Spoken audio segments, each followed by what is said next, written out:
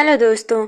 आज हम पढ़ने जा रहे हैं क्लास 7th की book chapter number 4 Mughal empire के बारे में, जो कि 16वीं से 17वीं और 18वीं शताब्दी तक का है।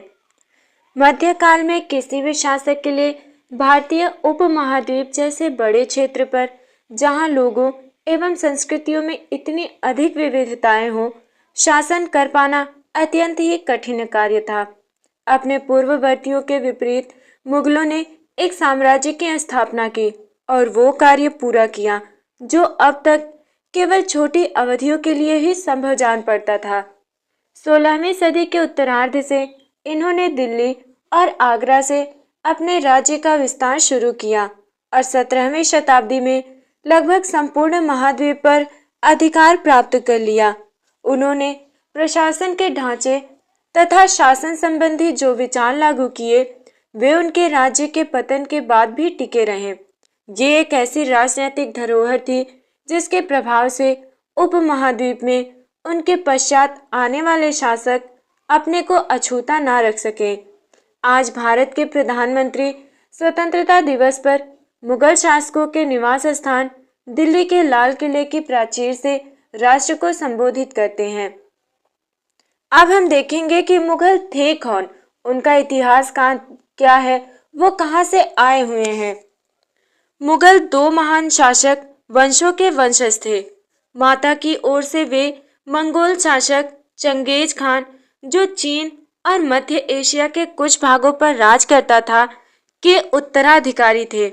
पिता की ओर से वे ईरान, इराक एवं वर्तमान तुर्की के शासक तैमूर, जिसकी मृत्यु 1404 ईस्वी में हुई, के वंशज थे। परंतु मुगल अपने को मुगल या मंगोल कहलवाना पसंद नहीं करते थे। ऐसा इसलिए था क्योंकि चंगेज खान से जुड़ी स्मृतियां सैकड़ों व्यक्तियों के नरसंहार से संबंधित थी। ये स्मृतियां मुगलों के प्रतियोगियों उज़्बेकों से भी संबंधित थी। दूसरी तरफ मुगल तैमूर के वंशज होने पर गर्व का अनुभव करते थे, ज्यादा इसलिए क्योंकि इनके इस महान पूर्वज ने 1398 में दिल्ली पर कब्जा कर लिया था। उन्होंने अपनी वंशावली का प्रदर्शन चित्र बनाकर किया। प्रत्येक मुगल शासक ने तैमूर के साथ अपना चित्र बनवाया। तो ये था मुगलों का इतिहास कि मुगल आखिर थे कौन। अब हम लोग देखेंगे मुगल सैन्य अभियान के बारे में। प्रथम मुगल शासक बाबर 1526 से 1530 ईस्वी में ने जब 1494 में फरगना राज्य का उत्तराधिकारी प्राप्त किया तो उसकी उम्र केवल 12 वर्ष की थी। मंगोलों की दूसरी शाखा उज़्बेकों के आक्रमण के कारण उसे अपनी पैतृक गद्दी छोड़नी पड़ी।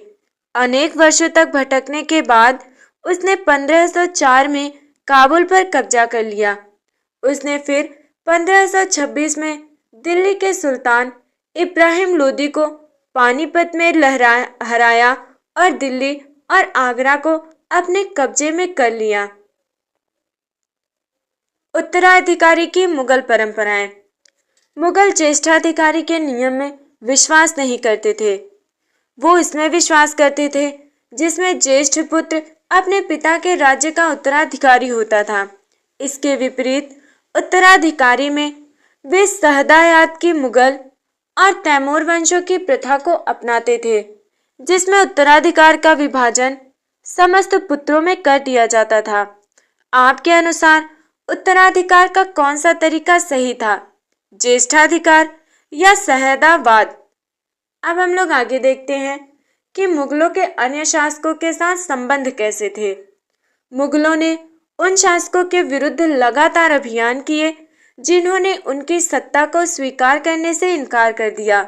जब मुगल शक्तिशाली हो गए तो अन्य कई शासकों ने स्वेच्छा से उनकी सत्ता स्वीकार कर ली। राजपूत इसका एक अच्छा उदाहरण है। अनेकों ने मुगल घराने में अपनी पुत्रियों के विवाह करके उच्च पद प्राप्त किए, परंतु कईयों ने विरोध भी किया। राजपूतों के साथ मुगलों की शादियां। जहांगीर की मां कच्छवा की राजकुमारी थी। वो अंबर वर्तमान में जयपुर के राजपूत शासक की पुत्री थी। शाहजहां की माँ एक राठौड़ राजकुमारी थी।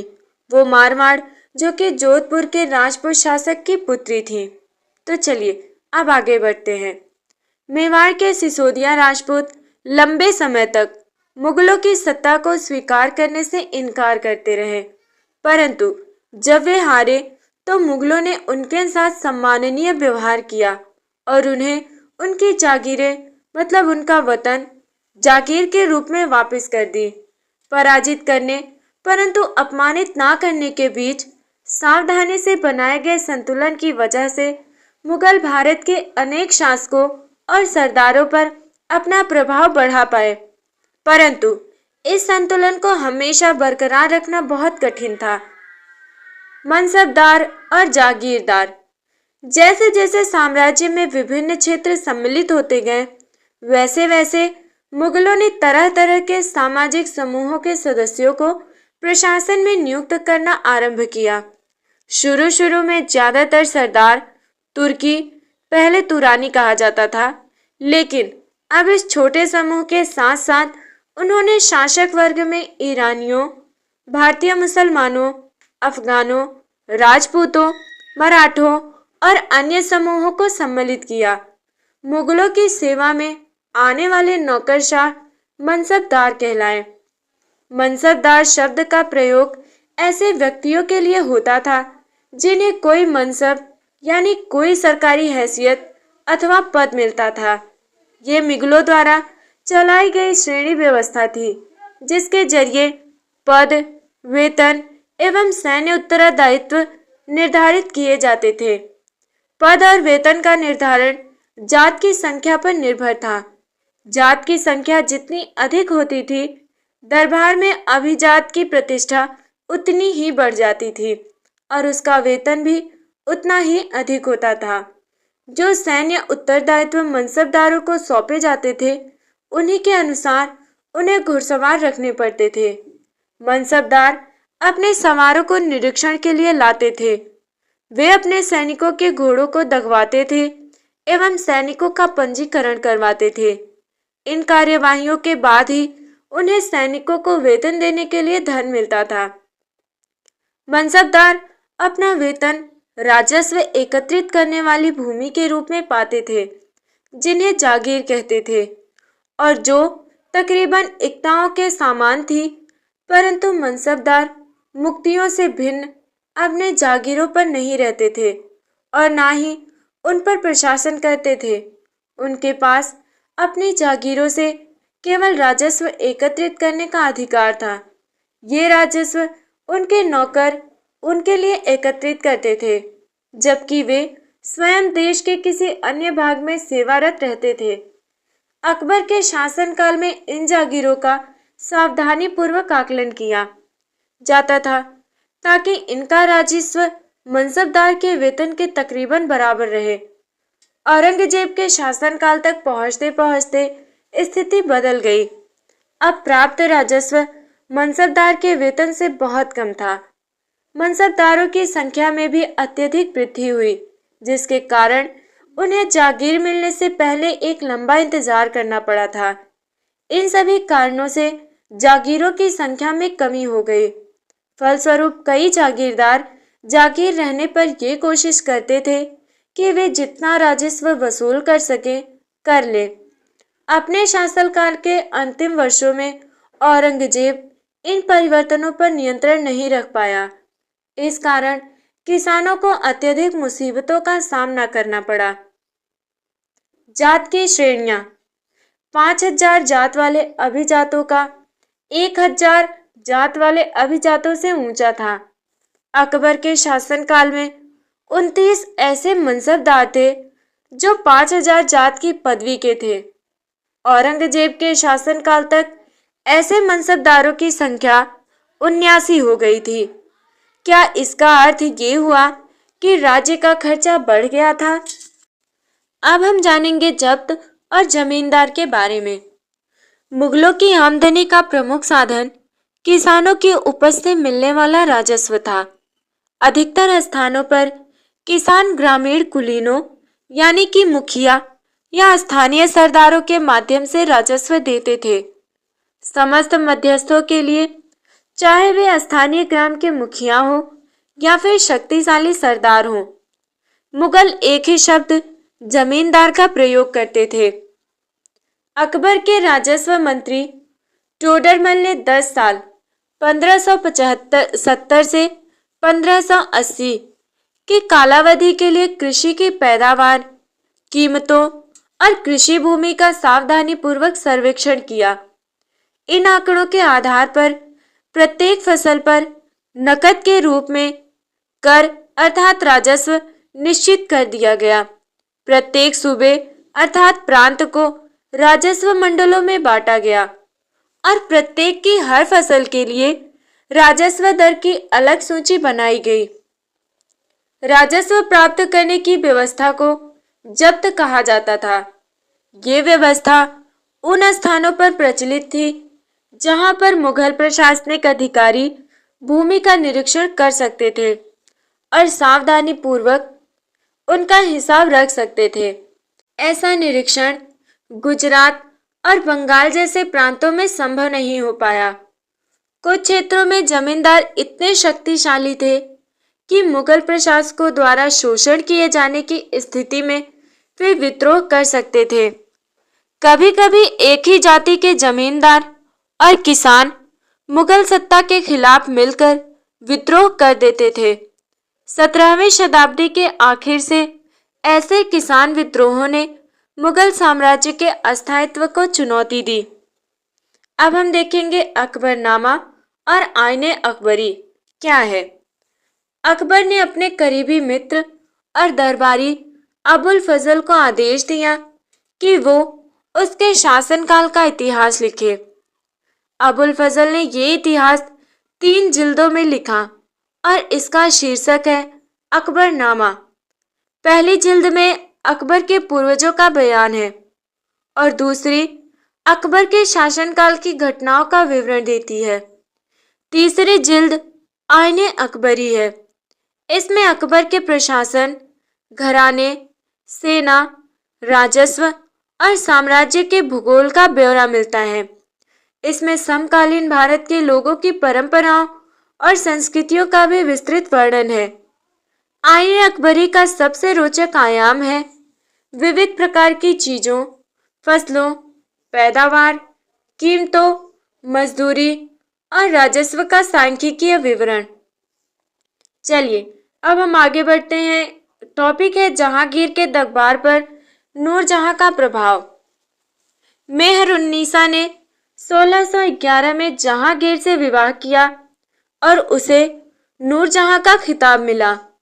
नूरजहां हमेशा जहांगीर के प्रति अत्यधिक वफादार रही और उसको समय समय पर सहयोग देती रही। नूरजहां के सम्मान में जहांगीर ने चांदी के सिक्के जारी किए, जिनमें एक ओर स्वयं के खिताब उत्कीर्ण थे और दूसरी ओर ये वाक्य कि रानी बेगम नूरजहां के नाम से गढ़ा हुआ। बाईं ओर दिया गया दस्तावेज नूरजहां द्वारा जारी किया गया आदेश फरमान है। चौकोर मोहर बताती है उदात्त और महारानी नूरजहां पादशाह बेगम का आदेश। गोल मोहर के अनुसार शाह जहांगीर के प्रताप से महारानी चंद्रमा जैसी वैभवशाली बन गई। हम कामना करते हैं कि नूरजहां पादशाह इस युग की सर्वोत्तम महिला बने। अब है सुलह एक कुल। अकबर की सुलह एक कुल की नीति का उनके पुत्र जहांगीर ने इस प्रकार वर्णन किया है। ईश्वरीय अनुकंपा के विस्तृत आंचल में सभी वर्गों और सभी धर्मों के अनुयायियों की एक जगह है। इसलिए उसके विशाल साम्राज्य में, जिसकी चारों ओर की सीमाएं केवल समुद्र से ही निर्धारित होती थी, विरोधी धर्मों के अनुयायियों और तरह तरह के अच्छे बुरे विचारों के लिए जगह थी। यहाँ असहिष्णुता का मार्ग बंद था। यहाँ सुन्नी और शिया एक ही मस्जिद में इकट्ठे होते थे और ईसाई और यहूदी एक ही गिरजे में प्रार्थना करते थे। उसने सुसंगत तरीके से सार्वत्रिक शांति, सुलह एक कुल के सिद्धांत का पालन किया। अब अगला टॉपिक है 17वीं शताब्दी में और उसके पश्चात मुगल साम्राज्य। मुगल साम्राज्य की प्रशासनिक और सैनिक कुशलता के फलस्वरूप आर्थिक और वाणिज्यिक समृद्धि में वृद्धि हुई। विदेशी यात्रियों ने इसे वैसा धनी बताया जैसा कि किस्से कहानियों में वर्णित होता रहा, परंतु यही यात्री इसी प्रचुरता के साथ मिलने वाली दरिद्रता को देखकर विस्मित रह गए। सामाजिक असमानताएं साफ दिखाई पड़ती थी। शाहजहां के शासनकाल के 20वें वर्ष के दस्तावेजों से हमें पता चलता है कि ऐसे मनसबदार जिनको उच्चतम पद प्राप्त था, कुल 8000 में से 445 ही थे।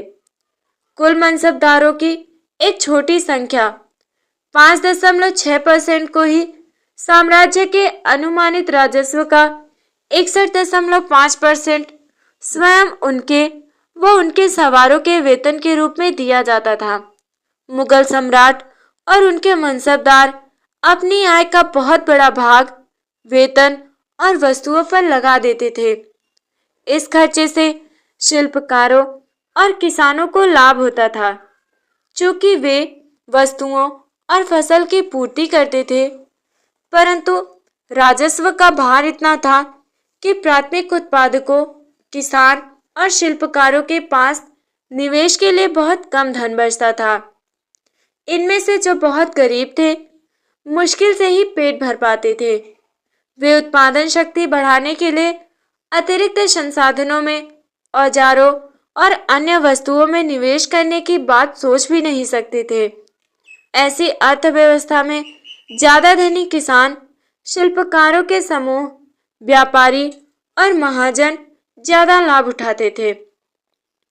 मुगलों के कुलीन वर्ग के हाथों में बहुत धन और संसाधन थे, जिनके कारण 17वीं सदी के अंतिम वर्षों में वे अत्यधिक शक्तिशाली हो गए। जैसे जैसे मुगल सम्राट की सत्ता पतन की ओर बढ़ती गई, वैसे वैसे विभिन्न क्षेत्रों में सम्राट के सेवक स्वयं की सत्ता के शक्तिशाली केंद्र बनने लगे। इनमें से कुछ ने नए वंश स्थापित किए और हैदराबाद एवं अवध जैसे प्रांतों में अपना नियंत्रण जमाया। यद्यपि वे दिल्ली के मुगल सम्राट को स्वामी के रूप में मान्यता दे रहे, तथापि 18वीं शताब्दी तक साम्राज्य के कई प्रांत अपनी स्वतंत्र राजनीतिक पहचान बना चुके थे। आप कल्पना कीजिए कि बाबर और अकबर शासक बनने के समय आपकी ही उम्र के थे। कल्पना करें कि आपको पैतृक संपत्ति के रूप में एक राज्य प्राप्त होता है। आप अपने राज्य को स्थायी और समृद्ध कैसे बनाएंगे? कमेंट में जरूर बताइएगा।